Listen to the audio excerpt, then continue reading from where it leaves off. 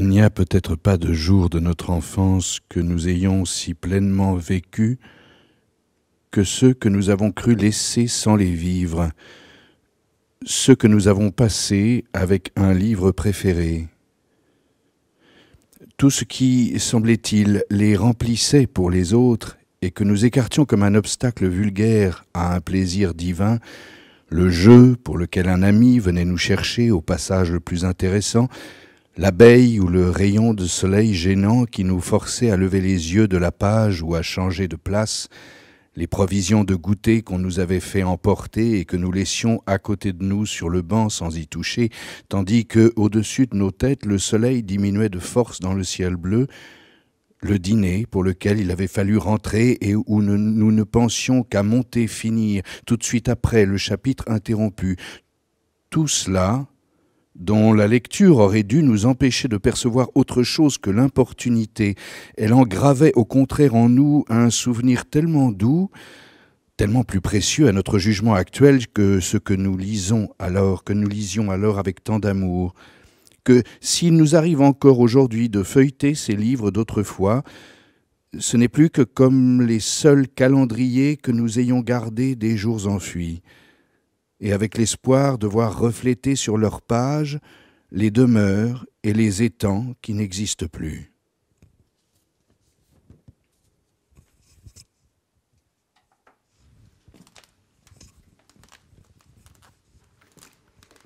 Bonsoir, bienvenue à la Maison de la Poésie pour cette nouvelle nuit de la lecture.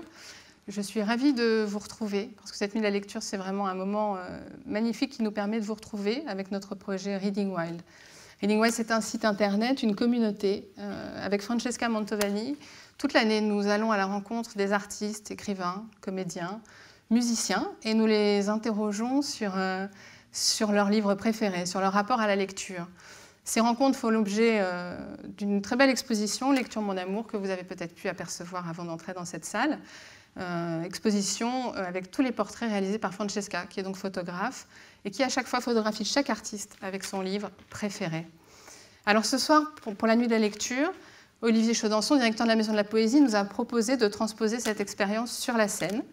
Et donc vous allez pouvoir découvrir des artistes, des auteurs, Adélaïde Bon, Carole Fives, François-Henri Désérable, qui vont partager avec vous leur livre de chevet, avec notre questionnaire. Mais avant ça, nous allons accueillir Thibaut de Montalembert, que vous venez d'entendre vous lire un extrait de Sur la lecture de Marcel Proust. Alors Thibaut, c'est un fidèle de Reading Wild. Quand je l'ai rencontré la première fois, il m'a dit « je lis tout le temps ». Et il le prouve bien avec ce magnifique livre qu'il vient de publier aux éditions de l'Observatoire, Et le Verbe se fait chair, où il se dévoile et il se raconte à travers ses lectures. Mesdames et messieurs, je vous demande d'accueillir Thibaut de Montalembert. Ça va ? Bonsoir. Thibaut, bonsoir. Ça marche là. C'est là. Ouais, je crois. Celui-là, ça là. fonctionne. Voilà. Yes. Bonsoir Thibaut. Bonsoir Sylvia. Merci d'être avec nous ce soir pour partager avec le public votre passion de la lecture et ce magnifique livre, vraiment, je le disais, que vous venez de publier aux éditions de l'Observatoire. Magnifique de simplicité, de profondeur et de découverte par rapport à tous ces livres que vous partagez au fil des pages. Qu'est-ce qui vous a donné envie d'écrire ce livre?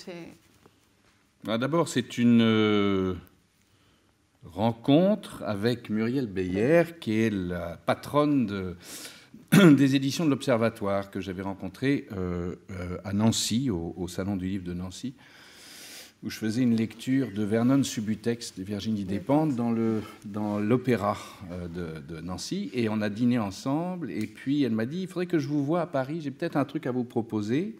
Bon, très bien.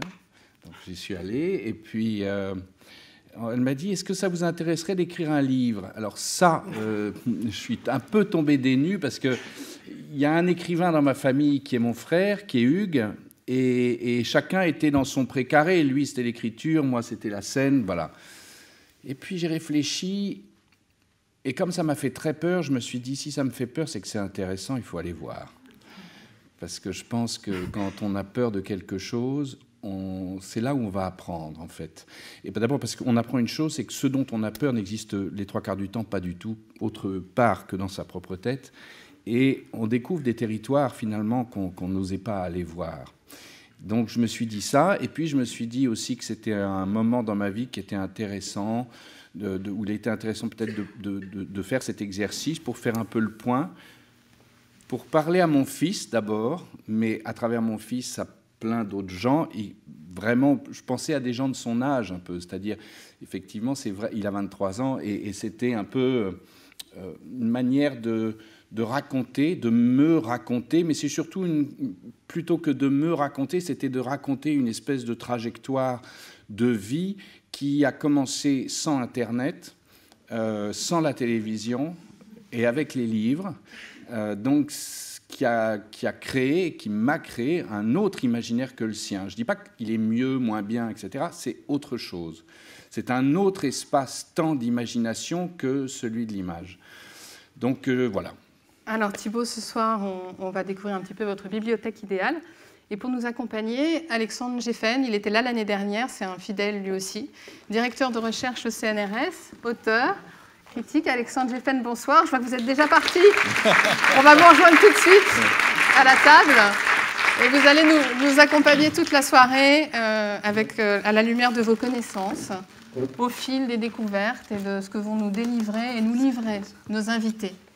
Donc, peut-être pour commencer, Alexandre, on peut dire quelques mots sur cette lecture que nous a donnée Thibaut, de Marcel Proust. Quand on parle de lecture, on est à la nuit de la lecture. Marcel Proust, c'est pas un hasard. Marcel Proust a mythifié la lecture et il nous dit magnifiquement à quel point cette manière d'être au monde est une manière de se retirer du monde. C'est ce paradoxe assez extraordinaire qui est aussi celui de l'enfance et celui de la sagesse. La lecture est à la fois le retrait, le retour, la sensation d'enfance, les lieux d'enfance, et en même temps la très grande sagesse, celle d'être une personne, mais d'être aussi tous les personnages qu'on traverse à travers ce livre. Alors Thibaut, effectivement, votre livre, et le verbe se fait chair, démarre aussi sur cette évocation de Marcel Proust. Oui, alors, c'est bien que vous soyez là, parce que moi, je vais vous expliquer en fait une chose, c'est que je n'ai pas... je suis comédien, c'est-à-dire je fais un métier qui n'est surtout pas un métier de spécialisation. C'est plus c'est éclectique, mieux c'est, de mon point de vue. Donc, par rapport à la lecture, c'est exactement comme ça que ma vie s'est déroulée. J'ai vraiment sauté d'un livre à l'autre, d'un auteur à un autre, d'une découverte à une autre, et j'ai des énormes lacunes. Alors, Proust en est une, parce que j'ai lu sur la lecture, qui est un tout petit livre, en me disant, peut-être si je commence par celui-là, je vais pouvoir arriver à cela que j'ai commencé pendant des années, que je continue à commencer, et j'avance petit à petit, mais je ne suis pas arrivé au bout encore. J'en suis très loin. C'est pour ça la recherche du temps perdu. Oui, bien sûr. Je me souviens toujours du premier été où on lit pour la première fois la recherche du temps perdu. Ah, peut-être, oui. Alors, Thibaut, moins, du coup. Oui, voilà. Alors, avant la recherche, finalement, la découverte de la lecture, le premier contact, ça s'est fait quand et comment, Thibaut? Le premier contact, vraiment, c'est avant que je sache lire, c'est-à-dire c'est les histoires qu'on me racontait quand j'étais petit. Donc c'est les contes de Grimm, c'est les contes d'Andersen, etc. Notamment une vieille tante qui me lisait tous les soirs, avant de m'endormir, un conte. Et ça reste ancré et gravé. Je vois cette vieille dame qui chaussait ses lunettes et qui lisait, elle n'était pas professionnelle, elle, évidemment, donc elle lisait avec son cœur, et il y avait une espèce d'application comme ça, mais elle rentrait dans l'histoire autant que moi, parce qu'elle me faisait voir les choses. Donc si elle me faisait voir les choses, c'est qu'elle les voyait elle-même. On ne peut pas montrer ce qu'on ne voit pas. Voilà. Et puis elle m'a emmené là-dedans, et je m'endormais avec cet univers. J'ai essayé de faire la même chose avec mon fils d'ailleurs, mais alors c'était Harry Potter. Moi, je lui ai lu quand même tout Harry Potter on va en parler tout à l'heure d'Harry Potter. Avant de dormir. Et il s'en souvient d'ailleurs. Ah oui. Oui, je pense, Alexandre, c'est important ces moments-là. Thibaut évoquait le visage de sa tante, etc. C'est un livre, c'est une autobiographie par ses livres, en fait. C'est ça qui est merveilleux dans ce livre. C'est-à-dire que, en fait, l'existence, elle est moins faite d'événements, de rencontres, de deuil, etc., que de rencontres avec des livres. Et de ce point de vue-là, vous êtes construit par vos lectures. Et je crois que vous le dites très bien. Et vous montrez comment l'acteur est à la fois quelqu'un qui se construit par les rôles, parce qu'il va comme ça habiter des personnages imaginaires, de la même manière que le lecteur est celui qui construit sa vie par les lectures qu'il traverse. Et vous parlez, je trouve formidablement, de tous ces récits un peu vite oubliés et en fait qui sont au fond, qui sont le fond de notre personnalité. Alors vous parliez de l'imaginaire, Alexandre. C'est vrai que les premières découvertes, alors ce qui est très très joli dans votre livre, c'est de comprendre comme ça dans l'enfance que les maisons, qui sont les décors de vos lectures, le grenier, vous associez vraiment à chaque fois ces lieux de votre enfance à vos lectures. Mais je pense que peu importe l'endroit où on arrive, j'ai eu la chance d'arriver dans un endroit ou dans une famille, dans des familles où il y avait des maisons, des vieilles maisons, des maisons qui craquaient, qui sentaient le bois, qui sentaient le feu, et où il y avait des bibliothèques. Donc j'ai connu ça. Mais ceci dit, je pense que quel que soit l'endroit dans lequel on arrive, on est marqué au fer rouge par les lieux de son enfance. Et c'est ces lieux-là qui vont souvent déterminer et l'imaginaire de la suite, c'est-à-dire dans le sens où on va essayer de les retrouver si c'était heureux, ou dans le sens où on va essayer de les fuir si c'est malheureux. Mais on va se construire par rapport à ces endroits-là, de toute façon. Donc c'est vrai que j'ai eu la chance d'arriver dans des maisons où il y avait beaucoup de livres. C'était pas tellement...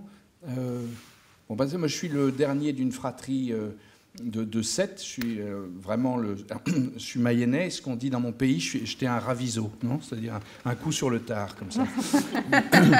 Mais il y a 9 ans d'écart entre l'avant-dernier et moi, ce qui fait que je me suis retrouvé assez vite seul avec mes parents, qui étaient quand même assez âgés, enfin pour moi en tout cas, et ils lisaient pas forcément énormément, ils n'en parlaient pas beaucoup, mais il y avait ces bouquins. Et par contre, mes frères et sœurs, eux, en parlaient beaucoup. Donc ils me disaient toujours, tu verras, quand tu sauras lire, tu pourras lire telle chose, tu verras, tu liras tel auteur, c'est tellement génial. Et moi, je disais, oui, alors vraiment, j'ai envie d'y aller, quoi. Et alors, les auteurs que vous lisiez au grenier, c'était des romans d'aventure? C'était quoi les premiers voyages, les premières grandes lectures? Les premiers voyages, c'était... Alors, j'ai prenais ce qu'il y avait. Donc, il y avait la bibliothèque rose, la bibliothèque verte. La bibliothèque verte qui était donc les résumés, souvent les résumés des œuvres, c'était pas l'intégrale, mais il y avait Robinson Crusoe, il y avait le Bossu, Féval, il y avait Robin des Bois, bien sûr, qui a été... un espèce de personnage héroïque comme ça qui m'a accompagné. Mais j'adorais la Comtesse de Ségur, moi, les malheurs de Sophie, les mémoires d'un âne, etc. Je trouvais ça formidable. Cadichon, Sophie qui arrêtait pas de faire des conneries, je trouvais ça super. Enfin voilà, il y avait le général Dourakine aussi. Enfin, il y en avait plein comme ça. Et c'était délicieux. En plus, ça parlait d'un monde qui n'existait plus, mais qui n'était pas si éloigné que ça. En tout cas, pas pour moi. Et alors, c'est peut-être aussi les premiers héros. Vous parlez d'Arsène Lupin. Il y a une anecdote que j'aime bien dans votre livre sur Arsène Lupin. C'est-à-dire que, voilà, un jour, j'avais 9 ans, je suis tombé sur mon premier Arsène Lupin. Je crois que c'était L'Aiguille creuse. Ah, puis alors ça a été une découverte et un choc. Et je me suis enquillé toute la collection, les uns derrière les autres. Et c'est devenu exactement comme quand on regarde Game of Thrones ou Peaky Blinders ou des choses comme ça. C'est-à-dire qu'on vit par eux, dans eux, on pense à eux, on espère être eux. Et moi, je voulais être Arsène Lupin. Donc, dans ma chambre, il y avait un lampadaire que j'avais transformé en mannequin, que j'avais habillé, etc. Je passais des heures à m'entraîner, à lui piquer ce qu'il avait dans les poches, etc. et à devenir pickpocket. Je m'étais entraîné aussi à crocheter les serrures. Donc je rentrais chez moi, plus qu'avec des crochets d'ailleurs, j'ouvrais toutes les portes comme ça. Et jusqu'au jour où la télévision ayant finalement fait son apparition à la maison assez tard, on était en train de regarder quelque chose avec mes parents. Il y avait mon père qui était là, ma mère qui était là. Et à la fin de l'émission, je ne sais plus du tout ce que c'était, je leur ai rendu tout ce que je leur avais piqué. Mais j'avais quand même réussi à leur piquer la bague de fiançailles de ma mère, l'alliance de mon père. C'est quand on sait que ça fait un certain temps qu'on l'a, pour l'enlever sans qu'ils s'en rendent compte. Il fallait être bon quand même. Voilà, donc j'étais devenu un peu Arsène Lupin. Alors, vous parliez justement de vos parents un petit peu tout à l'heure. Vous disiez vous les trouviez un peu loin de vous, plus âgés. Vous dites dans votre livre, c'est pas votre père qui vous a transmis la lecture. Vous dites qu'il était plutôt taiseux. Oui. Oui, c'était... Non, je pense que c'est plus mes frères et sœurs qui m'ont transmis la lecture. Mais c'est surtout la solitude qui m'a transmis la lecture, en fait. C'est-à-dire le besoin d'avoir des amis imaginaires, puisque j'étais asthmatique, donc pas de sport à l'école. Et quand on est à l'école, les enfants sont assez durs les uns avec les autres. Donc un petit garçon qui ne fait pas de sport, il est un peu ostracisé. Donc j'avais une nécessité absolue de me trouver un espace qui était le mien et dans lequel je puisse non seulement survivre, mais vivre, et dans lequel je puisse apprendre, rêver, et qui me donne la possibilité d'attraper le monde, en fait. Lire était vital. Oui, lire était vital, absolument vital. Absolument vital. Et vous lisez combien de livres par semaine, Il y a toujours un livre qui traîne. Voilà, il y en a toujours un qui traîne. Je lis pas autant que mon camarade Denis Podalides, qui lui est un staccanoviste absolu. Mais je lisais beaucoup. Je lisais beaucoup, tout le temps en fait. Je ne faisais que ça, tellement que ça d'ailleurs qu'à l'école, il y avait sur mes carnets garçon charmant mais absent. C'est parce que j'étais pas là, j'étais dans mon monde. Et alors vous parliez des séries, des feuilletons, vous faisiez le parallèle avec la passion de la lecture dans l'enfance. Et il y a justement un livre feuilletonnant que vous adorez, dont vous parlez souvent, d'Eugène Sue. Oui, en fait, je l'ai fait, c'était pour Paris en toutes lettres d'ailleurs, où j'ai fait cette lecture des mystères de Paris, que je connaissais avant d'en faire la lecture pour Paris en toutes lettres, mais j'ai fait cette lecture et ça a été un de mes grands souvenirs de lecture publique, parce que Eugène Sue écrivait en feuilleton. Donc, il y a cette espèce de côté haletant du feuilleton littéraire. C'était publié dans les journaux chaque semaine. Et il fallait tenir le lecteur en haleine, exactement comme pour les feuilletons à la télévision. Il ne faut pas perdre le public. Donc, quand vous lisez Eugène Sue, et c'est pour ça que moi je préfère Eugène Sue aux Misérables de Victor Hugo, même si c'est mieux écrit Victor Hugo que Eugène Sue. Mais il y a quelque chose qui est complètement... on est comme ça avec Eugène Sue. Et puis il y a tout ce qui est formidable à faire en lecture, c'est qu'il y a tous ces personnages, tous ces dialogues avec l'argot du Paris de l'époque, etc., enfin, qui est formidable. Alors, je l'annonçais en début de soirée, tout au long de notre conversation, on va découvrir des artistes et des auteurs qui vont répondre au questionnaire Reading Wild et nous dévoiler leur livre de chevet. Alors, la première auteure qui vient nous rejoindre ce soir, c'est Adélaïde Bon. Adélaïde Bon, elle a sorti ce livre, La petite fille sur la banquise, dont on a beaucoup parlé, Alexandre, qui a touché beaucoup de monde. Est-ce que vous pouvez nous en dire quelques mots avant que je la rejoigne? C'est un livre qui montre un peu notre paradoxe de lecteur, puisque c'est un livre qui raconte un traumatisme, qui raconte une jeune fille qui se souvient d'avoir été violée à l'âge de 9 ans, qui raconte sa chute, qui raconte sa descente en enfer. Okay. Et ensuite qui raconte petit à petit sa progressive et difficile remontée à la vie et la manière dont elle se reconstruit au moment où son violeur est mis en procès. Et pourquoi c'est le paradoxe de la lecture? Parce que pourquoi, au fond, devrait-on s'intéresser au cas particulier d'une jeune fille qui a été violée et qui nous raconte la manière dont elle a pu tomber dans la drogue, dont elle a pu ne pas avoir une vie amoureuse tenable avant l'âge de 30 ans? Parce que je crois qu'on a besoin de ces drames, on a besoin de quelque chose qui est une sorte de catharsis. On a besoin, de la même manière qu'elle a besoin d'écrire pour aller mieux, on a besoin pour essayer de partager ces expériences difficiles, pour partager ce que peut être des difficultés qu'on n'a pas connues, de passer par la lecture. Et la lecture est un médiateur de l'expérience d'autrui et un médiateur dans lequel on a besoin, comme ça, d'aller dans tous les recoins du monde, y compris les recoins les plus sombres, y compris les recoins les moins fréquentables. Oui, vous en parliez beaucoup dans votre très beau livre, Réparer le monde, la littérature face au XXIe siècle. L'écriture, ça répare aussi. Il y a une mode assez extraordinaire de récits traumatiques. À côté du livre d'Adélaïde Bon, vous avez ceux d'Annie Ernaux ou ceux de Christine Angot sur le même thème, sur ce thème du viol, qui est absolument prégnant dans la littérature contemporaine et qui suscite des réactions de lecteurs.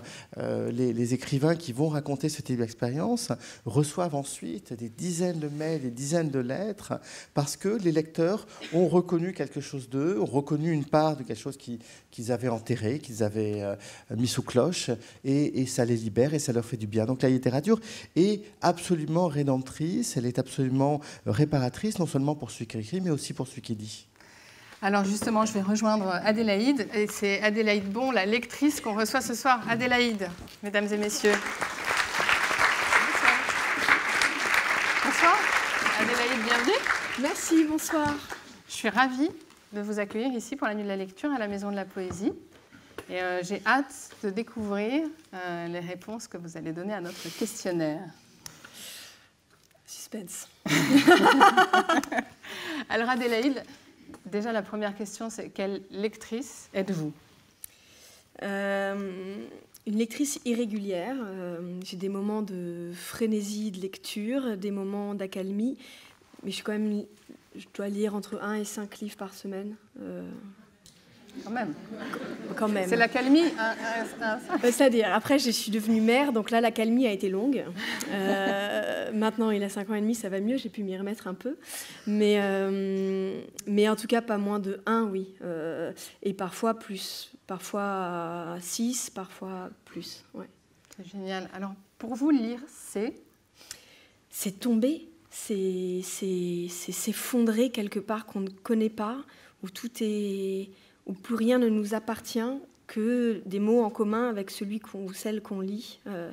C'est une expérience, je trouve, extrêmement physique, la lecture.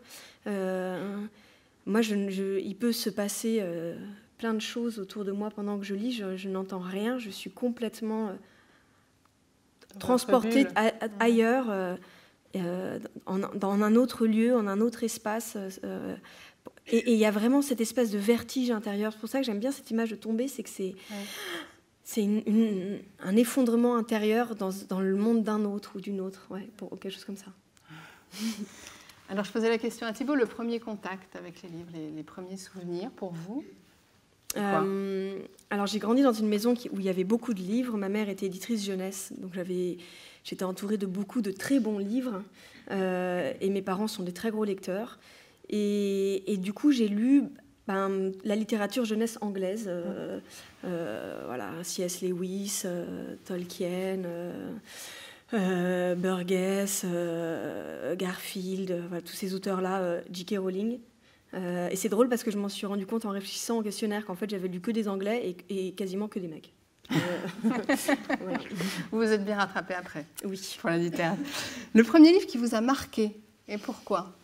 Alors, quand j'avais 11 ou 12 ans, j'ai lu Les Misérables. Et il y a un chapitre où Victor Hugo raconte que si on utilisait tous les déchets qui passent par les égouts de Paris pour permettre de mettre de l'engrais dans nos campagnes, eh bien, les cultures iraient beaucoup mieux et que ce serait une manière assez... Voilà. Parce que parfois, Hugo fait des grosses digressions assez techniques sur des points de société ou voilà. Et moi, ce chapitre-là m'a bouleversée et je n'avais pas idée de pourquoi ça me bouleversait, et je l'ai lu 50 fois sans comprendre bien pourquoi tout d'un coup j'avais une passion pour les égouts de Paris, et je l'ai compris des années plus tard, mais ça m'a réconciliée avec une partie de moi qu'à l'époque certainement avec une sensation de moi que je ne comprenais pas, que je ne mettais pas en mots, et c'est ça que je trouve d'ailleurs incroyable dans la lecture, c'est que la rencontre n'est jamais là où on l'attend. Parfois, on lit des livres, on se dit « je suis sûre que je vais adorer, j'ai adoré le 4e de couverture » et il ne se passe rien. Et puis parfois, on lit un livre parce qu'on nous l'a offert et qu'on revoit la personne dans 3 jours et que donc il faut vite le lire parce que... voilà, et on n'avait pas envie, mais bon, et tout d'un coup... C'est une révélation. Voilà, j'adore ça, qu'on ne sait jamais qu'est-ce qu'on ouvre quand on ouvre un livre. C'est la surprise à chaque fois. Le premier auteur que vous avez adoré, que vous avez aimé? Roald Dahl. Un anglais. Un anglais, voilà. Roald Dahl, c'était mon meilleur ami quand j'étais mon enfant. Les adultes sont atroces, incompétents, méchants, vulgaires. C'est une catastrophe. Et les enfants sont merveilleusement drôle, intelligent, malin, débrouillard. J'ai adoré Roald Dahl. J'ai tout lu 50 fois quand j'étais petite. Ah, j'ai adoré. Et j'ai découvert à 15 ans ces nouvelles pour adultes que j'ai aimées autant. Pour moi, c'est vraiment un grand monsieur de la littérature. Et donc, vous le relisez encore? Ben, là, ça fait longtemps. Mais bientôt, je vais pouvoir le lire à mon fils. Alors, ça va revenir. Qu'est-ce qui vous a séduit tout de suite dans l'acte de lire? Vous parliez de tomber tout à l'heure. Moi, je crois que ce que j'aime, c'est qu'il n'y a plus rien de moi quand je lis. Il n'y a plus qu'un petit tas de vêtements sur un lit, parce que souvent je lis au lit, et que moi, je suis complètement ailleurs. Et que, voilà, ça, être plus qu'un petit tas de vêtements, être totalement télétransporté, c'est quand même absolument magique. Mais d'ailleurs, je pense que la littérature, c'est de la sorcellerie, réellement. Vous l'utilisez sur Harry Potter. Alors, le premier livre qui vous a parlé d'amour? Belle du Seigneur, comme beaucoup d'adolescentes. Notamment la première scène d'amour entre eux, que j'ai lu 1000 fois. Au début, deux inconnus soudain se rencontrant, langues en labeur, langues téméraires, langue jamais rassasiée, à ce grand passage sublime que je connaissais par cœur et que je me disais à moi-même en marchant dans la rue quand j'étais ado. Ça, oui. Oui, j'allais dire, vous aviez quel âge? C'était l'adolescence. 15 ans. Le livre que vous aimez offrir? L'art de la joie, de Goliarda Sapienza. Parce que c'est une fresque, c'est l'histoire d'une femme pendant presque 50 ans de sa vie, il me semble, qui retrace aussi toute l'histoire de l'Italie, mais c'est surtout un personnage de femme d'une puissance extraordinaire. Et cette femme, Modesta, parce qu'après, je crois qu'on est tous un peu des maisons hantées, on est habité par tous les personnages qu'on a rencontrés dans les livres, on est habité par les auteurs qu'on a lus, on n'est jamais complètement seul une fois qu'on lit. Et moi, Modesta, elle m'a vraiment aidée à plein de moments de ma vie. C'est vraiment une femme sur qui je peux compter. Et donc, l'offrir, pour moi, c'est offrir cette compagne de route. Voilà. Et vous dites cette chose très jolie, c'est que vous seriez triste d'imaginer finalement voir un ami partir sans lui avoir offert ce livre et lui avoir donné à lire. Qu'elle n'ait pas connu Modesta, ce serait vraiment trop triste. Voilà. C'est comme on a une super amie et on ne veut pas la présenter, voilà, c'est absurde. Alors Adélaïde, le livre que vous avez le plus relu, et pourquoi? Alors, j'ai hésité avant de répondre à cette question. Est-ce que je vais dire c'est La recherche du temps perdu? On en parlait tout à l'heure. Mais non, moi j'ai lu le plus dans ma vie Harry Potter. J'avais 16 ans quand le premier tome est paru. Quand le deuxième tome est paru, c'est le premier livre que j'ai lu en anglais, en entier. Et je l'ai lu des tas et des tas de fois. J'ai jamais autant pleuré qu'à la mort de Dumbledore. Et je peux relire plein de fois la mort de Dumbledore. J'ai beaucoup plus pleuré à la mort de Dumbledore qu'à l'enterrement de mon grand-père. Voilà, il y a des choses comme ça. Alors par contre, j'ai un très grand regret, c'est que je n'aurais jamais dû regarder les films. Parce que ça m'a beaucoup contaminé l'imaginaire incroyable que j'avais sur cette saga. Et du coup, quand je l'ai presque plus relu depuis la sortie des films, parce qu'à chaque fois que je le lis, mes personnages ont disparu. Et c'est ceux de la directrice de casting qui apparaissent. Et alors, c'est vraiment décevant. Ça ne correspond pas. Oui, puis c'est moins riche. Enfin, voilà. Ça a un peu contaminé ma lecture. Alors, est-ce qu'il y a un livre que vous emmèneriez partout avec vous? Alors, il y en a un que j'emmène partout avec moi, qui est Verger, de Rilke, qui est une série de poèmes qu'il a écrits en français, et qui sont chacun... Tout à l'heure, je parlais de sorcellerie, mais alors vraiment, là, c'est une quintessence... c'est une écriture que je trouve absolument parfaite, en tout. On va en reparler un petit peu de Rilke au cours de la soirée. Alors, je vous ai demandé s'il y avait une citation d'un livre. Oui, alors je l'ai prise particulièrement. Est-ce que voilà. Je vois que vous avez fait la. Oui, je l'ai prise parce que je voulais pas trahir Virginia Woolf, parce que quand même ce serait. Donc c'est Virginia Woolf. Tout à fait. C'est un passage de Mrs. Dalloway que j'ai lu quand j'étais assez jeune, je pense vers 20 ou 21 ans, que j'ai recopié dans mon agenda à l'époque, puis dans mes carnets, puis qui qui s'est recopié d'agenda en carnet, en post-it, voilà, et qui est toujours aujourd'hui sur mon bureau. Voilà. On vous écoute.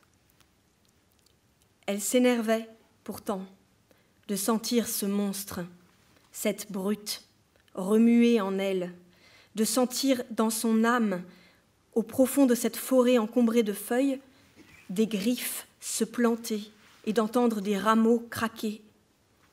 Jamais n'être tout à fait contente, tout à fait tranquille. À tout moment, le monstre, cette horreur, pouvait bouger. Pour moi, ça, c'est être humain. Bravo, merci.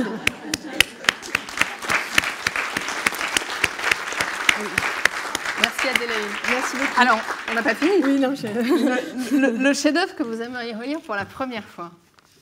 Ah oui, Le ravissement de l'Olvestein de Marguerite Duras, que j'ai lu quand je devais avoir 21 ans, que j'ai essayé de relire plusieurs fois et que j'ai arrêté à la 2e page à chaque fois, parce qu'en fait, le saisissement qui m'a pris en le lisant la première fois était tellement fort que j'aurais peur d'en penser autre chose. C'est un livre qui parle d'un instant. Il se passe...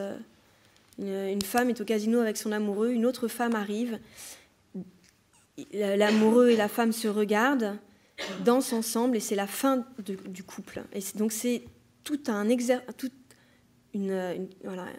vertige d'écriture autour d'un instant qui dure peut-être 15 secondes. Et c'est incroyable. Et alors vraiment, j'ai très peur. Je ne sais pas si ça vous fait ça parfois, mais il y a des livres comme ça. J'ai peur de plus ressentir cette chose si forte qui m'a saisie en le lisant la première fois que j'ai jamais réussi à le reprendre. Ouais. Alors, le personnage romanesque dont vous auriez pu tomber amoureuse. Bon, là aussi, il va falloir être honnête. Et donc, voilà. Et donc, j'avais 16 ans, et bien sûr, c'était Aragorn dans Le silence des Seigneurs des Anneaux de Tolkien. Voilà. Et d'ailleurs, je rougis. Enfin, c'est incroyable. Oui, je le vois. Ouais. Aragorn, c'est pour moi, je pense, l'idéal absolu du masculin. J'avais très peur aussi de voir le film. C'est ce que j'allais dire pour le coup. Oui, exactement. J'avoue que Viggo Mortensen ne m'a pas déçue. Il était pas mal aussi. Bah oui. Voilà, mais oui. Et je pense que je suis encore secrètement amoureuse d'Aragorn, hein, concrètement. Enfin, mon mari est dans la salle, mais qui ne s'inquiète pas. Je veux dire, c'est un personnage de papier.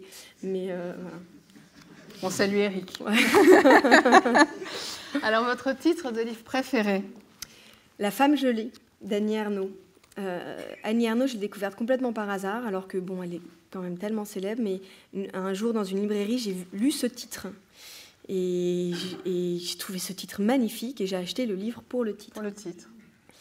Et donc, du coup, j'ai découvert Annie Ernaux, qui est vraiment, pour moi... une maîtresse femme d'écriture, quoi. Enfin, voilà, je ne sais même pas comment dire ça. Un socle, un fondement de mon écriture, de ma relation à l'écriture, de plein de choses. Et en répondant au questionnaire, c'est le premier titre auquel j'ai pensé, parce que je me rappelle très précisément de l'émotion qui m'a saisie dans cette librairie à ce moment-là, quand j'ai lu La femme gelée de cette Annie Ernaux que je ne connaissais pas. Et après, voilà, je me suis dit, dis donc, de la petite fille sur la banquise à La femme gelée, il y avait quand même une espèce de filiation, quoi. C'était une rencontre. Il y a aussi, je crois, des livres qu'on se doit de lire, des mains qu'on saisit à des moments de la vie. On ne sait pas très bien pourquoi, mais tout d'un coup, on les saisit et elles deviennent indispensables après. Donc Annie Ernaux, c'est vraiment une main que j'ai saisie. Et ça se ressent dans votre écriture aussi. Selon vous, en quoi les livres sont-ils essentiels dans nos vies et dans notre société? On est là pour fêter la lecture. Alors ça, c'est une question, c'est une grande question à laquelle on pourrait dire c'est essentiel pour vivre, parce que moi, je ne sais pas vivre sans, en tout cas. Je rencontre des gens qui vivent sans, mais je ne sais pas très bien comment ils font. Moi, je serais très handicapée sans le livre, dans le sens où j'aurais du mal à... ça m'apprend à comprendre les autres, à découvrir des manières de penser tellement éloignées de la mienne, à aller explorer des choses en moi dont je ne connaissais pas l'existence, à comprendre aussi le monde qui m'entoure et sa complexité et son équivoque et ses ramifications, hein, et comment l'histoire nous traverse tous. Voilà. Je ne sais pas comment répondre à cette question, c'est essentiel en fait. Ouais. Après, parce qu'un de mes différents métiers, c'est de donner envie de lire à des enfants en difficulté à travers la lecture à voix haute. Et c'est si difficile de transmettre la cabane magique, c'est-à-dire de passer de la lecture obligatoire en classe à cette dépossession, ce moment où tout d'un coup on s'abandonne à un auteur, à une histoire, voilà, ça pour moi c'est très très important de transmettre cette chose-là et parfois je n'y arrive pas et c'est très triste. Alors vous parliez de cabane magique. Je vous ai demandé si vous aviez le souvenir d'une situation de lecture heureuse à partager avec nous. Alors j'en aurais plein, mais je vais prendre une récente. J'ai eu la chance d'aller en Islande pendant les vacances de Noël, là. Et un soir, on dormait sur une île qui est un volcan en activité, donc ça c'est déjà quand même très particulier. Et je lisais, quand je vais dans un pays étranger, je lis toujours les auteurs du pays, parce que c'est l'occasion aussi de rencontrer le pays d'une autre manière. Et donc je lisais un polar d'Edriadson. Et c'était la nuit, noire, parce qu'en Islande, à cette période de l'année, on s'en est rendu compte sur place, il n'y a que 4 heures de jour. Bon. Il y avait un vent hallucinant. Mon mari et mon fils dormaient. Il y avait ce volcan sous le lit. Et je lisais cette histoire assez glauque. Et en même temps, parce qu'Edriadson, c'est des polars où il ne se passe pas grand-chose, où c'est vraiment beaucoup des atmosphères. C'était grisant, c'était génial. Ouais. Bon. Et alors, le questionnaire se termine par un petit système de prescription littéraire, un peu comme des remèdes. Alors, docteur Adélaïde, le livre Pansement pour un chagrin d'amour. Le livre de Dina, d'Ebjörg Wassmo. Si on peut, l'acheter en... Alors, je précise mon ordonnance. L'acheter dans les anciennes collections Gaïa qui étaient sur papier rose, parce que ça donnait un supplément d'âme à la lecture. Le livre antidépresseur. Qu'est-ce que j'ai mis déjà, un livre antidépresseur Oui, je ne me souviens plus ce que j'avais dit. C'est Camus. Ah bah oui. Mais ça peut changer. Non, mais si. C'était très bien. Mais c'était Camus quand vous voilà. C'est Noces de Camus, que je lis très souvent pour le coup. C'est vraiment un texte que je lis très souvent et qui est le plus beau texte qu'on a écrit sur le soleil, je pense. Et l'ensoleillement, ouais. Et la beauté physique. Le livre réparateur. Alors, un livre réparateur... il me semble que j'avais dit Moi Tituba sorcière. Absolument. Parce que moi, ça, c'est un livre de Marie Scondé que j'ai lu il y a un bout de temps et qui m'a permis de remettre beaucoup de choses en place par rapport à être une femme, à être une femme blanche dans cette société occidentale, à repenser l'histoire de l'esclavagisme, etc. C'est un livre qui a réparé beaucoup de choses à l'intérieur de moi. Alors, le livre pour amuser la libido. Il y en a qu'un pour moi. C'est Thérèse et Isabelle de Violette Leduc, qui est un tout petit bijou. Oui, c'est un texte qui a été censuré. C'est normal, parce que je pense que... après, je sais sûrement que mes camarades vont sortir d'autres titres et tout ça, mais moi, c'est le livre je ne vais même pas en parler de ce livre, mais c'est vraiment un livre. On ira le lire. Voilà. C'est merveilleusement beau et c'est merveilleusement excitant. Thibaut a l'air d'accord. Hein. Voilà. Il faut lire Thérèse et Isabelle. Je pense que c'est... sur la sexualité, j'ai jamais rien lu de tel. C'est tellement beau. C'est super. Bonne soirée. Oui. À venir. Et votre coup de cœur du moment? Alors, je viens de terminer L'écriture et la vie de Laurence Tardieu, que m'a prêté une amie qui est d'ailleurs quelque part dans cette salle. Donc moi, je suis dans un truc qui est très très banal et commun, qui s'appelle Les Affres du 2e. qu'est-ce qu'on écrit après avoir écrit un premier, qu'est-ce qu'on écrit au XXIe siècle quand on va tous mourir dans une guerre mondiale dans 30 ans, tout ça, tout ça. Et donc, elle m'a conseillé de lire ce livre. Laurence Sardou, c'est une auteure que j'aime beaucoup, par ailleurs. Et c'est une espèce de merveille, justement, sur ce vertige de l'écriture, quand on ne sait plus par où écrire, par comment on écrit. Moi, en plus, mon livre était une telle nécessité que je ne me suis posé aucune question. Il y avait... voilà, la nécessité de l'écrire s'est construite pendant 27 ans, et puis à un moment donné, c'était le moment, et voilà. Là, c'est plus compliqué. Ouais. Et c'est un livre qui est extrêmement beau sur ce vertige-là, de retrouver par où dire, par où se dire, qu'est-ce qu'on a encore à dire, tout ça. Alors Adélaïde, en préparant cette soirée, je vous ai demandé quel texte vous auriez envie de partager avec nous, en lecture à voix haute. Alors, vous aviez plein d'idées, et vous allez nous faire aussi un joli cadeau en deuxième partie de soirée. Mais là, vous avez choisi quel texte pour conclure notre justement, questionnaire? Je vous disais que j'emmenais souvent Verger de Rilke avec moi. Et des textes qui composent ce recueil de poèmes, il y en a un que je lis tout le temps. Donc c'est celui-là que je voulais vous donner ce soir. Eh bien, on vous écoute.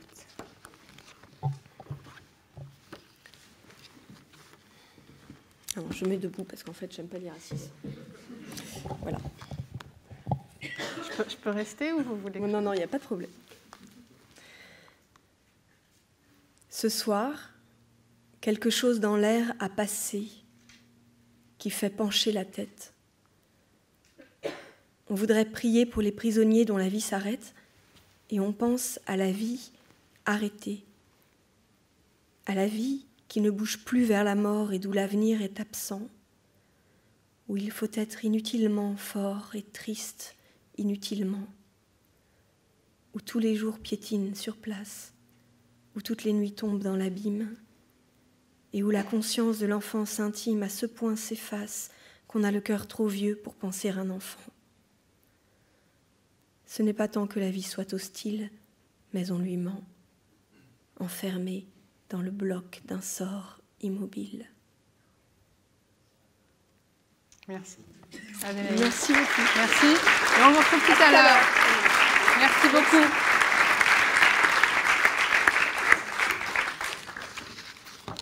Alors. Ah, c'est formidable, ça. Là, plus grand-chose à dire, un peu. On va manger, on va boire un coup. Alexandre, ce partage avec Adélaïde, qu'est-ce que ça vous... Quelle joie pour un texte aussi difficile. Quelle extraordinaire manière d'habiter le monde avec tous ces textes pour quelqu'un dont la vie a été si marquée, si abîmée, nous raconte-t-elle. Je crois qu'il y a un joli paradoxe et une belle leçon de vie. Et beaucoup d'émotions, un partage. Oui. Non, mais je réfléchis parce que... oui, mais c'est bien. Ce qu'elle disait au départ, elle lisait 5 ou 7 livres. Je me disais, oh là là, mais moi, je ne lis pas du tout autant que ça. Comment est-ce que j'ai eu le culot d'écrire un bouquin sur la littérature? Franchement, c'est quand même gonflé, quoi. Mais c'est vrai que... Et alors, du coup, ça me faisait réfléchir à quel était, moi, mon rapport à la littérature. C'est vrai que la littérature m'a permis de survivre quand j'étais enfant, adolescent, de quelque part de recoller un peu au monde. Et puis après, il y a eu quelque chose qui a pris le pas sur ça, qui était lié, qui était le théâtre. Oui. Et que, du coup, le théâtre m'a ouvert le monde, enfin, m'a mis en prise avec le monde, avec les gens, avec la chair, avec la matière, avec le goût de dire, voilà. Mais que comme le théâtre, c'est quand même une partie de la littérature, il y a toujours ce besoin. C'est-à-dire, chaque rôle me permet de rencontrer plein de choses. Parce que je me nourris, je vais nourrir mon personnage en piochant le plus large possible. Si je vais jouer, je ne sais pas moi, Horatio par exemple, dans Hamlet, je vais aller écouter de la musique de l'époque, je vais aller essayer de lire ce que les auteurs qui sont autour de Shakespeare, je vais lire les autres pièces de Shakespeare, je vais aller voir la peinture, je vais aller voir... Mais tout ça dans le but de redonner quelque chose. Et en fait, il y a cette espèce comme ça, de permanent aller-retour entre la lecture pour moi, la nourriture pour moi, et la nécessité absolument ensuite de retourner vers le monde, quoi, de retourner vers le monde, oui. Et parfois des indigestions de lecture aussi, de plus pouvoir voir de livres. Bon, ça ne dure pas très longtemps. Ça se traduit comment, l'indigestion? L'indigestion de livres, en général, se traduit chez moi par un grand désir de faire la cuisine et de me taper d'autres indigestions. Alors, on a écouté Rilke et Thibaut, je sais que vous êtes très touché par des lectures qui se portent sur la spiritualité. Et très tôt, vous avez découvert des textes et un des premiers, c'est Le Petit Prince. Oui, alors Le Petit Prince, qui est une espèce de scie littéraire quand même. Ouais. Bon, alors on me donne ce livre, enfant, on me le donne en audio-livre. D'ailleurs, je me demande si c'était pas la voix de Gérard Philippe qui avait fait ça. Je ne sais plus qui avait fait ça. Mais bon, j'écoutais ça, je le lisais, et puis dans cette espèce de culot qu'on peut avoir quand on est un peu adolescent, je me suis dit, je vais faire une analyse du Petit Prince, parce que, évidemment, tout le monde me dit qu'il y a autre chose derrière le texte, donc je vais réfléchir et je vais aller chercher ce qu'il y a derrière le texte du Petit Prince. Alors, j'ai commencé à écrire, j'ai retrouvé d'ailleurs, c'était terrifiant, ce que je pouvais écrire là-dessus. Et un jour, mon frère, qui revenait de je ne sais pas où, d'un voyage qu'il avait été faire, me voit faire ça. Il me dit, oui, c'est très bien Le Petit Prince, mais il faudrait surtout que tu lises Siddhartha d'Hermann Hesse. Ah, bon, ok. Et je suis tombé dans Siddhartha. Alors évidemment, après, j'ai lu tous les autres. Et dont Narcisse et Goldmund. Parce que c'est vrai qu'avant d'être comédien, j'ai voulu être curé, que je suis rentré au monastère, et que cette histoire-là me travaillait depuis que j'étais petit. Moi, je voulais faire deux choses. Je voulais être curé ou acteur, c'était l'un ou l'autre. Enfin, curé, plus exactement, missionnaire, parce que quand même, voyager, voilà. Mais il y avait, en dehors de tout l'aspect un peu comme ça, il y avait quand même disons, ce que moi j'appelle une inquiétude métaphysique, qui pouvait m'être donnée par ma très chère mère et par mon entourage, etc. Sûrement, mais pas que. Il y avait quelque chose qui m'appartenait profondément. Et c'est vrai qu'en lisant Siddhartha, l'histoire de ce prince, qui est l'histoire de Bouddha, en fait, un peu, enfin d'une certaine manière, ça m'a beaucoup, ça m'a beaucoup frappé, d'abord parce que ça sortait du catéchisme, ça sortait de la vie des saints occidentale, de cette vision théologique et spirituelle de l'Église catholique et romaine. On était ailleurs, dans un autre monde où tout d'un coup, je me disais, ah oui, mais alors il y a une autre façon de percevoir la totalité, de percevoir ce que maintenant je pourrais appeler la source, qu'on peut appeler Dieu, l'être, ce qu'on veut, peu importe. Cette espèce de présence. Voilà. Donc ça a été le début d'un autre chemin, en fait. Et à propos de Rilke, c'est votre belle-sœur, je crois, qui vous l'a fait découvrir. Absolument, qui m'a offert les lettres à un jeune poète. Ouais. Bon, qui était... et que j'ai vous aviez quel âge? J'avais... je devais avoir 14 ans, 15 ans, un truc comme ça. Ouais. Et du coup, après, j'ai lu d'autres choses, mais bizarrement, j'ai pas lu... j'ai lu certains, évidemment, de ses poèmes, mais par exemple, j'ai lu, je ne sais pas pourquoi, mais j'ai lu toute sa correspondance, qui est quand même un truc énorme. Mais je suis rentré dans cette correspondance, et à l'époque, ça me fascinait. Je ne sais pas très bien pourquoi, mais ça me fascinait. Il y avait peut-être son rapport avec les femmes aussi, peut-être... je ne sais pas, il y avait quelque chose, le parfum d'un monde qui était en train de mourir aussi. Ce que moi, je vivais, d'une certaine manière, dans ma famille, dans mon enfance, qui se rattachait plus au 19e qu'au 20e. Il y avait un monde comme ça qui finissait. Alors peut-être c'est ça, je ne sais pas. Mais... Et alors sur l'amour et sur une des lettres à un jeune poète, vous dites cette chose très belle dans votre livre, vous dites « J'ai dû avoir passé la cinquantaine pour que ce passage prenne tout son sens. Chaque amour que j'ai traversé m'a permis de creuser, de bâtir en moi un espace où j'ai finalement pu accueillir celle qui a fait de moi l'élu que j'appelle le large. » On apprend aussi à aimer à travers les livres. Oui, c'est-à-dire que ça crée... ce que disait très très bien tout à l'heure Adélaïde, c'est que on fait des rencontres comme dans la vie avec les personnes, avec les livres, auxquels on ne s'attend pas. Effectivement, moi aussi, Annie Ernaux, par exemple, je l'ai découverte, mais il y a 2 mois, et je suis tombé dedans avec absolument ravissement, passion, parce que tout d'un coup, c'est quelqu'un qui, voilà, sont des gens comme Rilke, c'est pareil, pour qui l'écriture est une religion. C'est-à-dire, c'est mystique, c'est même pas une religion, c'est une mystique. Chez Rilke, chez Annie Ernaux, etc., chez des auteurs comme ça, l'écriture est une mystique. C'est-à-dire que c'est un chemin de vie absolu. Un chemin de vie qui passe par la forme aussi. C'est ça qui est intéressant chez Rilke et chez Ernaux, c'est que vraiment, la forme, elle est révélatrice du fond. Et bon, quand on tombe sur des livres comme ça, quelquefois, ça vous raconte quelque chose juste à ce moment-là sur vous, sur ce que vous êtes en train de traverser. Et là, par exemple, pour cette lettre de Rilke, c'est vrai qu'en la relisant, je me disais, ben voilà, en fait, il y a comme une espèce de, pas de boucle, mais comme je comprends totalement aujourd'hui ce qu'il dit par rapport à ça, par rapport à cette chose qu'est l'amour. Qu'est-ce que c'est l'amour, quoi? Enfin, qu'est-ce que c'est ce mystère de l'amour? Comment est-ce qu'on l'approche? Comment ça s'incarne? Je pense que... moi, je pense qu'on est là.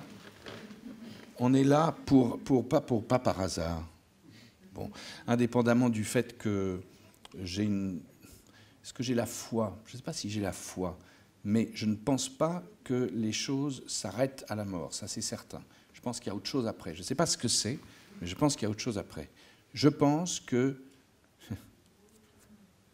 nous sommes ici, tous, les uns et les autres, pour réaliser la transfiguration, en fait. Nous sommes appelés à transformer la matière en lumière. Voilà. Et je pense que Rilke, quand il parle de l'amour, il parle de ça, exactement. Alors, vous allez nous faire un joli cadeau en nous lisant la lettre numéro 7, justement, de Rilke. Donc, on va vous écouter, Thibaut, et après, je vais accueillir Carole Five pour un questionnaire. On écoute Thibaut de Montalembert, la lettre 7, un jeune poète. Moi, je suis aussi pareil, il faut que je lise debout, parce que sinon...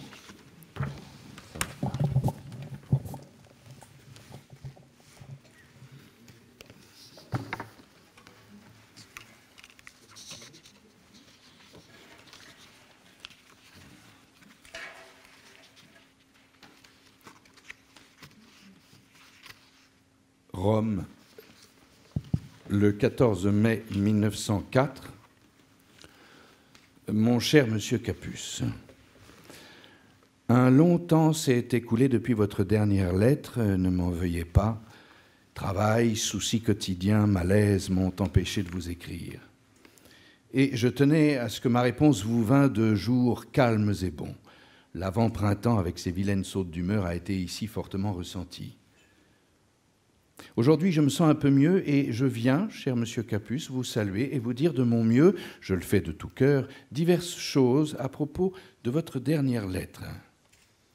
Vous voyez, j'ai copié votre sonnet parce que je l'ai trouvé beau et simple et né dans une forme qui lui permet de se mouvoir avec une calme décence.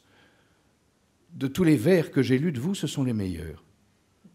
Je vous offre cette copie, sachant combien il est important et plein d'enseignements de retrouver son propre travail dans une écriture étrangère. Lisez ces vers comme s'ils étaient d'un autre, et vous sentirez tout au fond de vous-même combien ils sont à vous.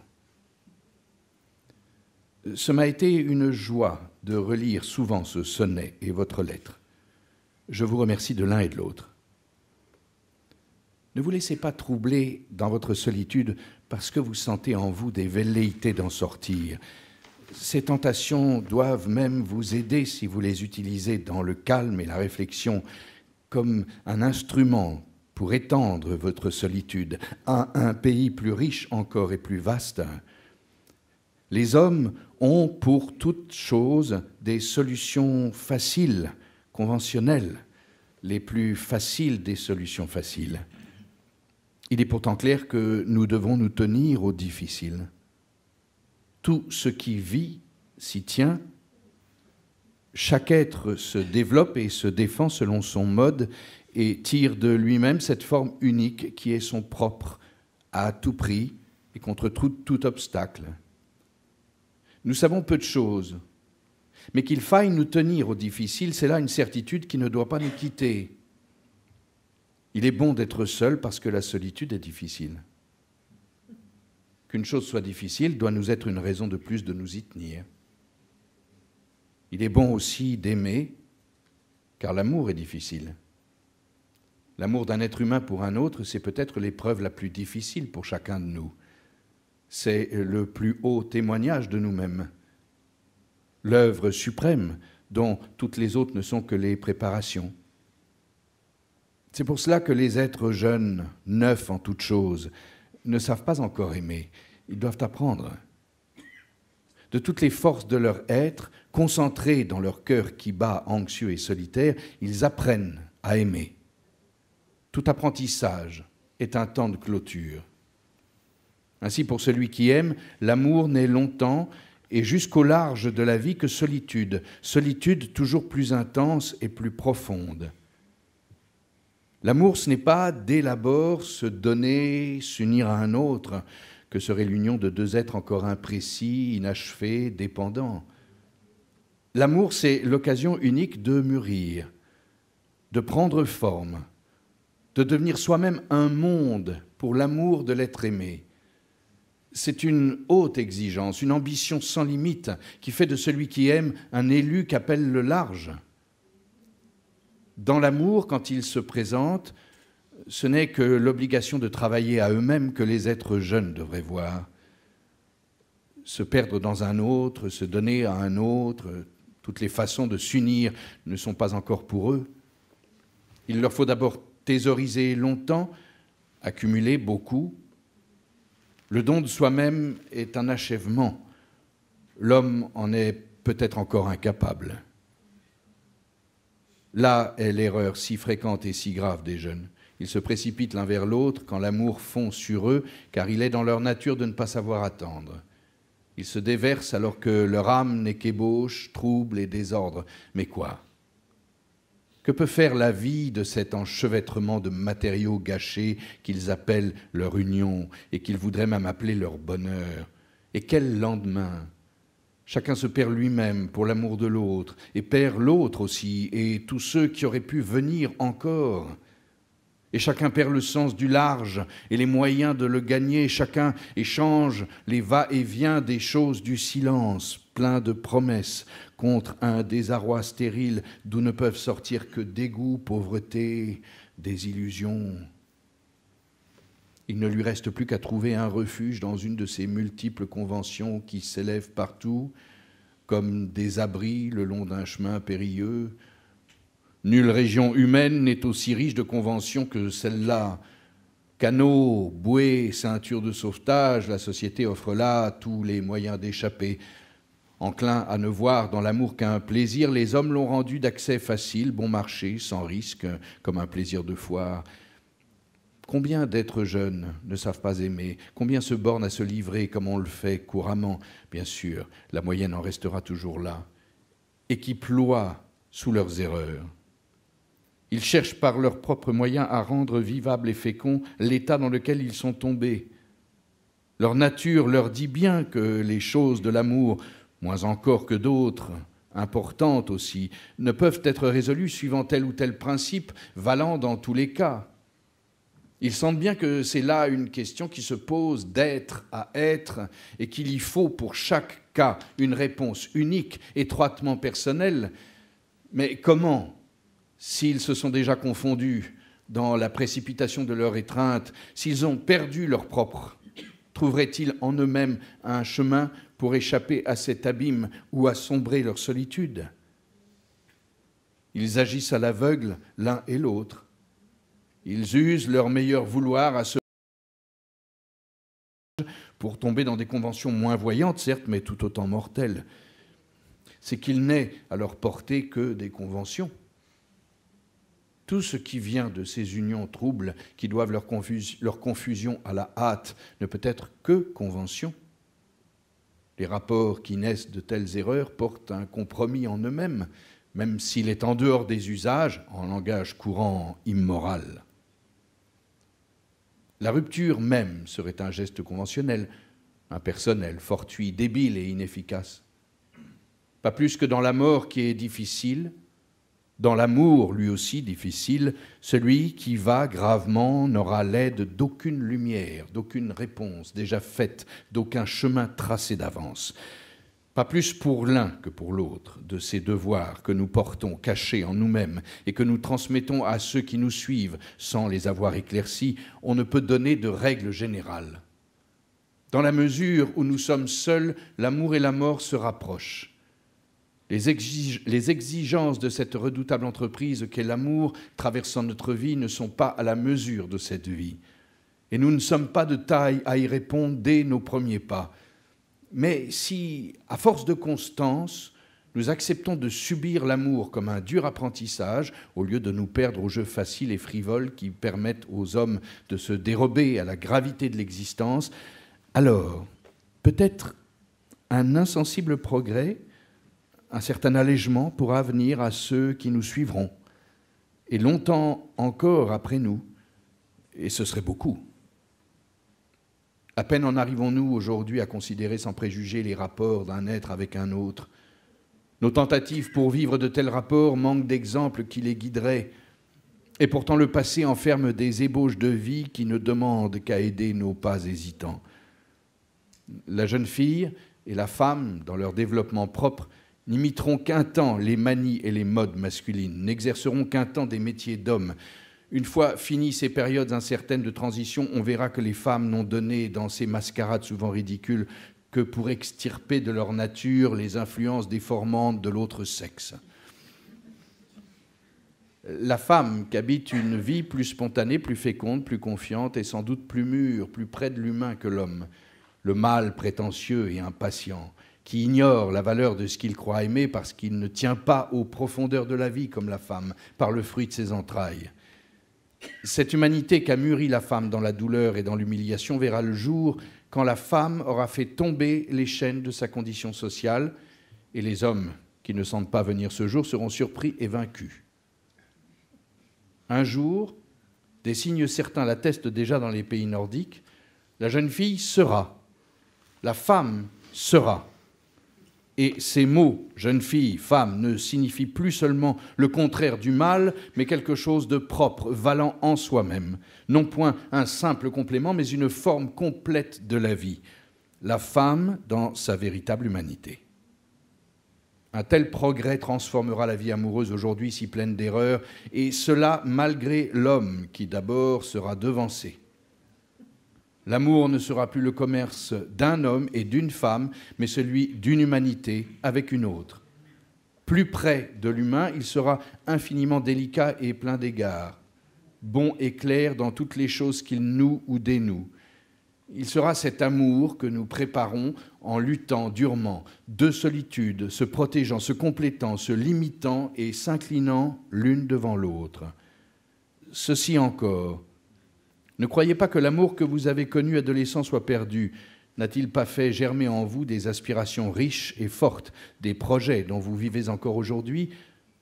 Je crois bien que cet amour ne survit si fort et si puissant dans votre souvenir que parce qu'il a été pour vous la première occasion d'être seul au plus profond de vous-même, le premier effort intérieur que vous avez tenté dans votre vie. Tous mes vœux, cher Monsieur Capus, votre Rainer Maria Rilke.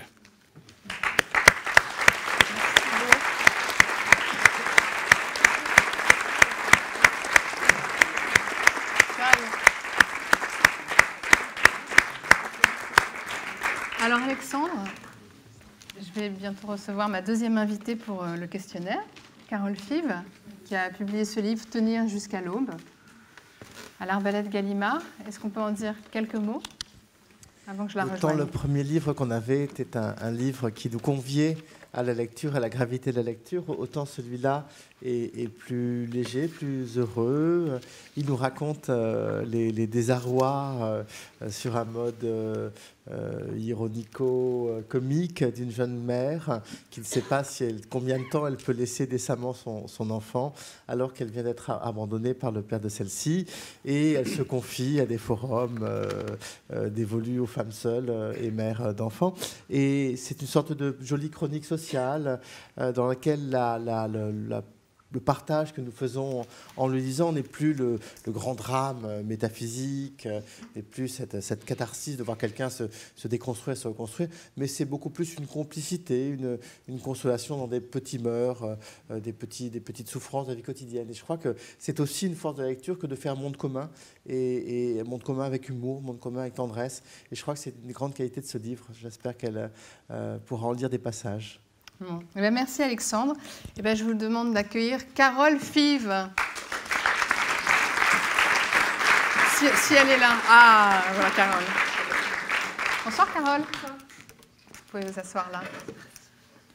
Et approcher peut-être le micro. Merci d'être avec nous. Merci à vous. Là, c'est nombreux. On m'a dit que la salle était pleine, je vois personne, mais pareil. Attends. Il se passe quoi?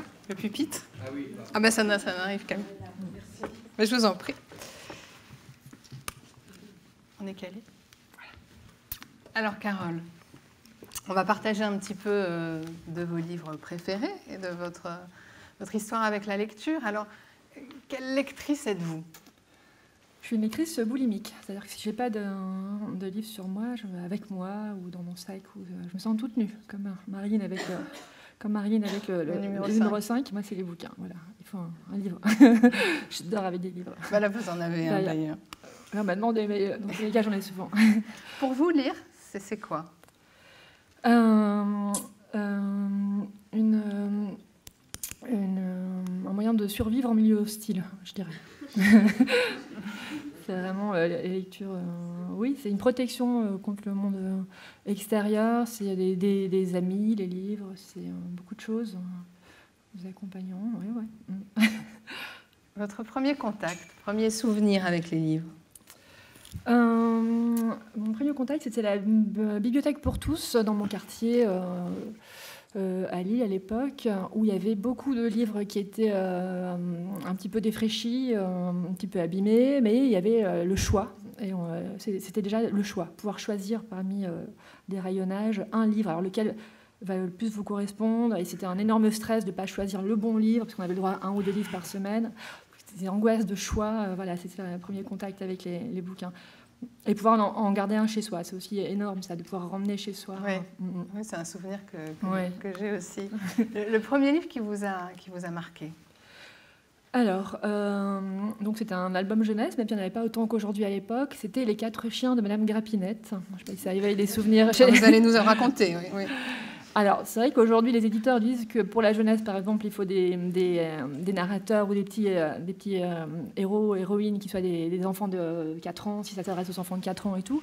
Et là, l'héroïne du livre, c'était une vieille dame de 80 et quelques, qui avait une vie hyper ritualisée, qui buvait du café très très chaud, qui avait 4 chiens, qui la gardait. Donc c'était tous ces rituels de journée de vieille dame. Puis les 4 chiens partaient en vacances, lui envoyaient des cartes postales.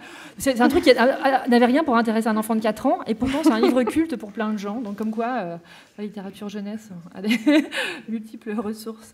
Et vous adoriez ça? Ouais. Le premier auteur que vous avez aimé? Et pourquoi? Alors là, encore, comme beaucoup de gens de ma génération, Georges Chollet, pour Fantomette, voilà, pour son humour, et puis aussi pour la petite justicière féminine, ce qui n'était pas si répandu à l'époque. Il y avait Alice après, voilà, c'était des générations, mais c'est vrai que c'était assez novateur et surtout très drôle. Oui, l'humour, c'est important, on le retrouve d'ailleurs dans votre écriture, c'est vraiment quelque chose qui vous... Oui, Fantomette, c'était hyper drôle. Hein. Il y avait les boulottes, ficelles, et boulettes, et tous ces des noms qui parleront à beaucoup. Qu'est-ce qui vous a séduit dès le début dans l'acte de lire? Le fait de pouvoir comprendre le monde que je ne comprenais absolument pas, avoir des repères, accéder directement à la conscience des autres qui m'entourent, mais des choses qui ne se disent pas forcément quand on converse, ou accéder directement, avoir l'impression en tout cas d'accéder directement à l'intériorité des autres. Et certains repères aussi pour comprendre le monde, bien sûr, parce qu'après j'ai fait des études de philo, donc la littérature, la philo, tout ça c'est assez proche. Et voilà, vraiment des repères pour comprendre la vie. Et le monde. Le premier livre qui vous a parlé d'amour. Alors, c'était un livre de ma mère, donc qui avait très, je ne vais pas dire très mauvais goût, mais je n'ai pas les mêmes goûts qu'elle. C'était, attention, c'était La Chambre des Dames, Jeanne Bourrin, et c'était donc un livre dans lequel la narratrice tombe amoureuse d'un homme qui elle prenait un amant. Bon, tout le monde va s'en souvenir aussi, parce que c'est vraiment des références assez classiques. Et il jetait son manteau hyper lourd sur le berceau de son bébé qu'elle venait d'avoir avec son mari, parti à la guerre ou je ne sais plus quoi, sur le berceau du bébé au moment de faire l'amour. Donc le bébé mourait étouffé pendant qu'elle faisait enfin l'amour avec son amant. Et après, le mec se faisait bouffer par les loups 5 minutes après dans la forêt. Et c'était une image de l'amour absolument... ça donnait pas tellement envie, en fait, d'être amoureux. Ça suffit pour quelques années, ouais. Ça m'a refroidi, voilà. Vous aviez quel âge quand vous avez découvert? J'ai eu ça à 12, peut-être 12-13 ans, peut-être 11 ans. Et oui, l'amour c'est trash. Dans La Chambre des Dames, après. Alors, le livre que vous aimez offrir, peut-être pas La Chambre des Dames, alors. Le livre que j'aime offrir, alors je dirais L'Agrume de Valérie Mregen.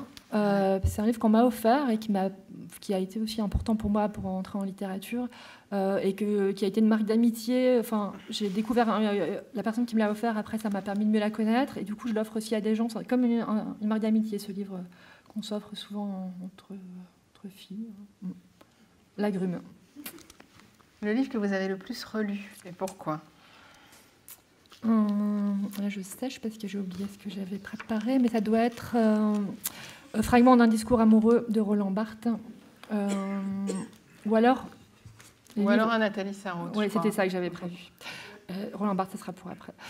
Donc, c'était les livres de Nathalie Sarraute dans leur ensemble, en fait, parce que dès que je lis Nathalie Sarraute, d'ailleurs, c'est un extrait d'un livre de Nathalie Sarraute que je vais vous lire après. Dès que je lis Nathalie Sarraute, j'ai l'impression que ça me permet aussi d'écrire. Ça ouvre un niveau de langage qui permet aussi d'écrire. Donc, c'est comme si j'avais envie de lui répondre ou de continuer, de continuer ce qu'elle... Voilà, donc c'est vraiment un auteur essentiel pour moi. Et ça, c'est le livre que vous emmèneriez partout avec vous? Voilà. Merci. Tu ne t'aimes pas, de Nathalie Sarraute. On en lira après un extrait. On en lira après un extrait. La citation d'un livre que vous aimez tout particulièrement? Alors, un livre de Laurent Mauvignier, Loin d'eux, et la citation, c'est, attention, c'est pas comme un bijou, mais ça se porte aussi un secret. Non, c'est très court. Désolée. Il y a une mémoire de poisson rouge, au moins, c'est très court. Alors, ça, je vais la répéter, ça ne se porte pas comme un bijou. Enfin, non, ça, mais ça... C'est pas comme un bijou. C'est pas comme un bijou, mais ça se porte aussi un secret. C'est la première phrase de Loin d'eux, qui est un premier livre de Laurent Mauvignier publié, qui est un livre sur un secret de famille, un suicide. Enfin, dès le début, tout est dit, et c'est un roman choral qui est magnifique. C'est très joli. Le chef-d'œuvre que vous aimeriez relire pour la première fois? Alors,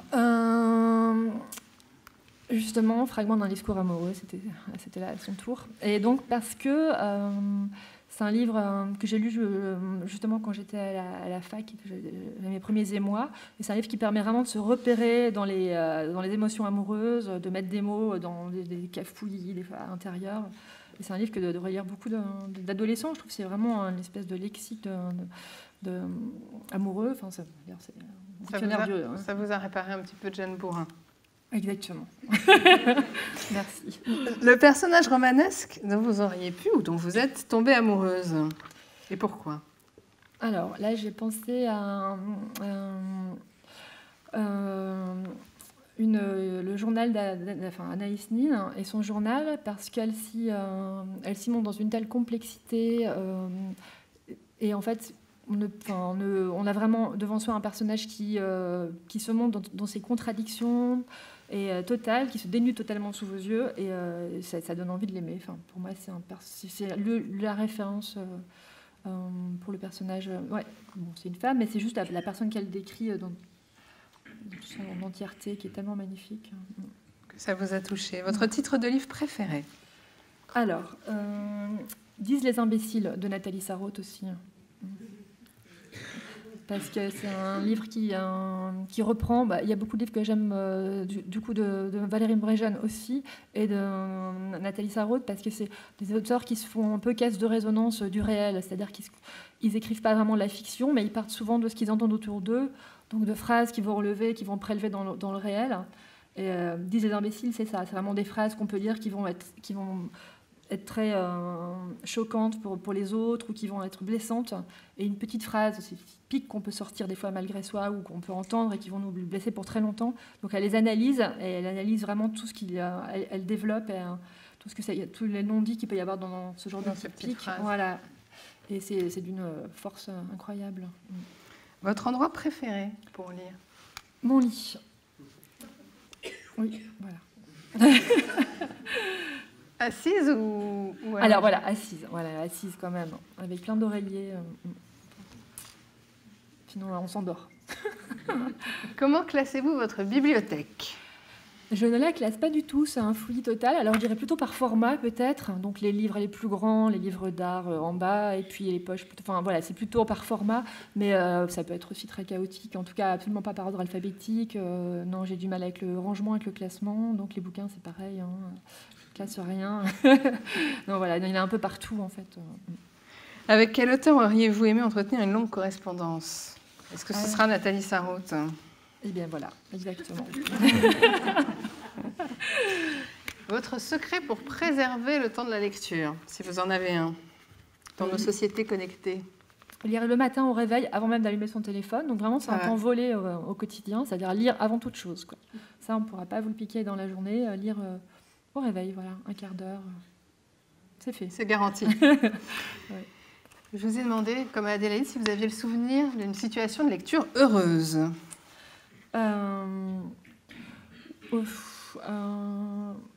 Oui. Même récente, hein? J'avais mis quoi? C'était récent. C'était Idaho. Ah oui. Idaho parce que Idaho de Émilie Ruskovitch. Voilà. Ouais. Heureuse, je sais pas, c'est un livre qui est très dur, mais en tout cas, c'est un livre que j'ai eu envie de recommencer dès que je l'ai terminé. Donc ça, c'est quand même le signe d'un très bon livre en général. C'est-à-dire qu'on va au-delà de l'histoire. C'est vraiment l'écriture qui est marquante et c'est envoûtant. Non, c'est une écriture magnifique d'une jeune femme de 30 ans. C'est son premier roman. Émilie Ruskovitch, Idaho, c'est sublime. Aux éditions Gallmeister. Alors, docteur Carole, oui. On va passer aux questions remèdes et prescriptions. Ouais. Le livre Pansement pour un chagrin d'amour. Alors justement, L'agrume de Valérie Mbrejane, parce que c'est totalement désopilant et ça remet bien les choses à leur place. Le livre Antidépresseur. Alors, Féerie générale de Emmanuel Pirer, qui est un livre aussi très très drôle. C'est une sorte de nouvelle qui sont un petit peu... C'est un livre étrangement construit. Et qui a un humour féroce. Féerie générale. Le livre Réparateur. Le livre Réparateur, j'avais mis quoi? Alors vous aviez pensé à Houellebecq. Ah oui, les poésies de Houellebecq. Oui, parce que c'est vrai qu'on parle beaucoup du pouvoir consolateur de Houellebecq, et c'est quelque chose qui m'avait aussi marqué avec sa poésie, notamment Rester vivant. Oui. Le livre qui bouleverse. Alors, justement, je partais sur Mauvigné, le livre Ce que j'appelle Oubli, qui est un livre où il parle dans la ville où j'habite maintenant, Lyon, d'un SDF qui se fait tabasser pour avoir bu une bière au goulot dans le supermarché. C'est un livre qui a été beaucoup adapté au théâtre, et c'est juste une phrase, en fait, ce livre, où le narrateur s'adresse aux frères de ce SDF, et c'est totalement émouvant, c'est d'une beauté incroyable. Époustouflante. Le livre pour comprendre le monde. Alors, s'il y en a un. C'était Roland Barthes, c'était celui-là? Non. Ça dépend. Les antisèches. Pour comprendre le monde. Je ne sais plus ce que j'avais. À l'instant T, vous aviez pensé à Pérec. Oui, Les choses de Pérec. Parce que c'est un livre, effectivement, qui permet de... Enfin, en tout cas, la société de consommation, la conscience de classe, tout ça, ça passe aussi à travers les romans, pas qu'à travers les essais de Bourdieu ou de sociologie. Et c'est vrai que Pérec, pour ça, je trouve que c'est très fort. Alors, est-ce que vous allez vous souvenir du livre Pour amuser la libido? Oui. Là, oui. C'est bien. Alors, ça m'avait marqué, c'était cette époque où il y avait beaucoup de livres féminins qui parlaient du plaisir, et c'était la grosse découverte, on n'en avait jamais parlé avant. Les premiers romans érotiques féminins, donc c'était Alina Reiss, Le Boucher, c'était un peu culte, voilà. Donc, des scènes bestiales dans une chambre froide. C'était très, très novateur à l'époque, maintenant on voit ça partout. Mais... Alors, votre bijou méconnu à partager avec nous, un livre. Oui, un livre qui est vraiment que Gallimard devrait rééditer, c'est Paris plage de Brigitte Favresse. Vous connaissez? Oui. C'est marrant parce que c'est un livre très peu connu. Et Marguerite Duras disait dans les années 60 qu'elle aurait dû avoir le concours, donc elle l'a pas eu avec ce livre-là. Et après, elle est vraiment tombée dans l'oubli. Une femme qui était kiné à Montpellier, qui a écrit cette espèce de bijou, vraiment Paris plage, qui se passe sur la côte d'Opale, dans le Nord, et c'est la vie d'une famille nombreuse, enfin d'une fratrie de 10 enfants qui vont chaque été sur la même plage, dans la même maison de vacances. Et ça parle du fait d'être enfant dans une famille nombreuse, dans une masse informe comme ça, essayer d'émerger dans une fratrie comme ça, c'est magnifique. Donc un appel aux éditions Gallimard. Oui, pour le rééditer, j'en aurais parlé, mais bon, je n'ai pas été entendue. Il faut recommencer. Alors Carole, je crois que c'est Nathalie Sarraute, du coup, que vous avez choisi. Oui. Pour partager avec nous une lecture. Ouais. Avant qu'on se laisse pour la pause, vous pourrez boire un verre, regarder l'exposition. Lecture Mon Amour, et qu'on se retrouve juste après avec Thibaut et Alexandre. Je vous laisse lire. Donc un extrait de Tu ne t'aimes pas de Nathalie Sarraute.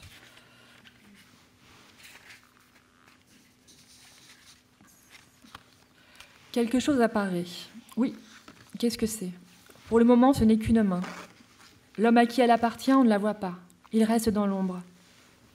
Sa main seule est là, en pleine lumière devant nous. Une main, une longue main un peu noueuse, aux ongles coupés ras. Et maintenant aussi dans ce visage à peine visible, pas même des yeux, juste le regard. Il regarde intensément sa main posée sur la table. Et dans ce regard, tant d'amour. C'est ainsi chez ceux qui s'aiment. Leur amour va d'abord à tout ce qu'ils peuvent apercevoir d'eux-mêmes. Leurs mains, leurs pieds, leurs avant-bras, et puis dans la glace leurs reflets. Et nous, n'y a-t-il pas eu des moments quand nous aussi, de brefs moments, plutôt d'étonnement? Est-ce moi vraiment? Mais venait très vite un autre, et encore un autre reflet, et puis nos regards occupés ailleurs ne s'arrêtaient guère pour contempler. De son regard à lui, comme du regard des amoureux, tout ce qu'il y a en lui d'admiration, de tendresse se déverse sur sa main. Il en écarte les doigts pour mieux contempler chacun d'entre eux. Il les remue pour les voir s'animer. Un vrai miracle, cette main. Un de ces prodiges de la création. Oui, mais notre main à nous aussi, quand on y pense. Mais justement, nous n'y pensons pas. Jamais nous n'aurions l'idée de l'étaler comme la sienne sur la table. Pourquoi le ferions-nous? Nos mains sont des objets utilitaires, des ustensiles limités à leur fonction. Elles n'ont rien à faire ici. Mais vous ne vous aimez pas. C'est bien ce qu'il a dit, n'est-ce pas? Mais comment ça? Comment est-ce possible? Vous ne vous aimez pas? Qui n'aime pas qui? Toi, bien sûr. C'est un vous de politesse. Un vous qui ne s'adressait qu'à toi. À moi, moi seule? Pas à vous tous qui êtes moi, et nous sommes un si grand nombre, une personnalité complexe, comme toutes les autres. Alors qui doit aimer qui dans tout ça? Mais ils te l'ont dit. Tu ne t'aimes pas, toi. Toi qui t'es montré à eux, toi qui t'es proposé. Tu as voulu être de service, tu t'es avancé vers eux. Comme si tu n'étais pas seulement une de nos incarnations possibles, une de nos virtualités. Tu t'es séparé de nous, tu t'es mis en avant comme notre unique représentant. Tu as dit « je ». Chacun de nous le fait à chaque instant, comment faire autrement? Chaque fois que l'un de nous se montre au dehors, il se désigne par « je », par « moi », comme s'il était seul, comme si vous n'existiez pas. Tu te souviens comme il s'est approché par derrière. Il a posé la main sur ton épaule, sur notre épaule, et il a prononcé d'un ton apitoyé et un peu attristé. Vous savez ce que vous avez? Vous ne vous aimez pas. Comme si ne pas s'aimer soi était une tare, une maladie. Chacun d'eux est sain, normal, chacun d'eux s'aime, et nous, on ne s'aime pas. Oui, mais comme s'aimer doit être délicieux. Y a-t-il un amour plus sûr, plus fidèle, réconfortant que celui-là? Auprès de cet amour, même le fameux amour des mères. Et puis, il a cet avantage que ne possède aucun amour. Il ne disparaîtra qu'avec nous. Nous sommes sûrs de ne pas lui survivre. Ceux qui s'aiment ont cette grande chance. Mais ce n'est pas une chance. C'est ce qu'il nous dirait. C'est un état naturel. Ils s'aiment sans même y penser. Ils s'aiment comme on respire. Sinon, comment peut-on vivre? Oui, en effet, comment? Eh bien, comme nous vivons. Pas si mal, après tout. Nous nous débrouillons. Mais ceux qui s'aiment vivent mieux, c'est certain. Et ils sont le plus grand nombre. Tu étais l'exception. Elle a attiré l'attention. Il y en a pourtant, quand on y pense, chez qui c'est évident. Ils s'aiment véritablement, ce qui s'appelle s'aimer, mais comment font-ils donc? C'est très simple. Ils sentent que tous les éléments dont ils sont composés sont indissolublement soudés, tous sans distinction, les charmants et les laids, les méchants et les bons. Et cet ensemble compact qu'ils appellent je ou moi possède ces facultés de se dédoubler, de se regarder du dehors et de ce qu'ils voient. Ce je, ils l'aiment. Exactement comme cela nous arrive quand nous regardons les autres, ceux qui ne sont pas nous, et que nous les aimons. Eux, ils s'aiment eux-mêmes. C'est vraiment le plus enviable des dons, que les bonnes fées leur ont offert à la naissance. Et nous, non, elles ne nous l'ont pas donné. Rien d'étonnant que défavorisés comme nous le sommes, mal doués, oui, pour être mal doués.